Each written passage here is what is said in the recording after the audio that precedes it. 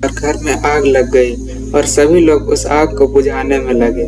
उस घर में एक चिड़िया का घोंसला भी था, तो चिड़िया भी अपनी चोंच में पानी भरती रही और आग में डालती रही।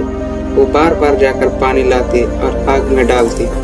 एक कौवा ये देख रहा था और वो चिड़िया से बोला, अरे पगली, तू कितनी भी मेहनत कर ले, तेरे बुझाने से ये आग नहीं बुझेगी। तो उस पर चिड़िया बोली, मुझे पता है मेरे बुझाने से आग नहीं बुझेगी, लेकिन जब भी इस आग का जिक्र होगा तो मेरी गिनती बुझाने वालों में होगी और तेरी गिनती तमाशा देखने वालों में।